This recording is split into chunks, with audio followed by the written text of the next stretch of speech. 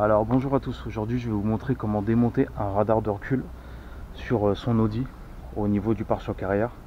Donc là aujourd'hui je suis sur une Audi A3, mais après c'est le même principe pour toutes les Audi. Donc en fait le radar, vous voyez, il se trouve en dessous. Donc là en fait il est, vous voyez, il est ici à ce niveau là. Donc en fait je vais vous montrer comment l'enlever, il n'y a rien de compliqué. Soit vous soulevez légèrement la voiture, soit vous voyez, vous mettez en dessous et vous le retirez comme ceci. Après moi je l'ai pas soulevé, donc je vais vous faire montrer comment l'enlever sans le soulever. Voilà, alors, une fois que vous êtes sous la voiture, soit vous soulevez légèrement la voiture pour que ça soit un peu plus facile. Ça dépend quelle voiture que vous avez. Là c'est une Audi A3, moi j'ai pas besoin de la soulever, je me mets en dessous, ça suffit largement.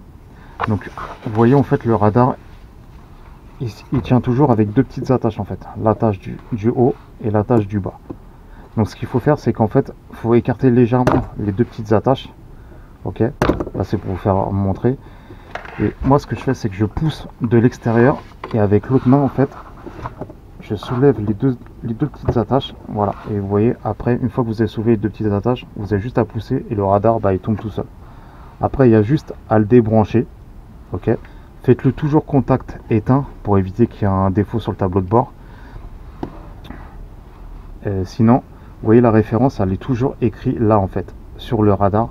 Prenez exactement la même référence de votre voiture. Peu importe si le modèle il se ressemble à l'œil nu, ou vous croyez que ça va y aller. Si c'est pas la même référence, ça ne marchera jamais.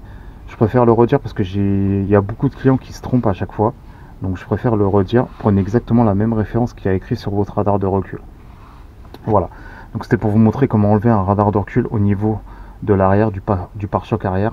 Une fois que vous l'avez changé, vous avez juste à le déclipser, vous le changez, et après vous avez juste à le remettre. Et vous voyez, il n'y a rien de compliqué, vous le reclipsez, vous le remettez dans le compartiment, vous rappuyez, et voilà, le radar il se remet dans les deux petites languettes. Voilà, donc c'était pour vous montrer comment changer un radar de recul sur son Audi. Aujourd'hui c'était sur une Audi A3, mais après sur toutes les Audi c'est pareil, hein, c'est exactement le même principe. Surtout n'oubliez pas de prendre la même référence de radar.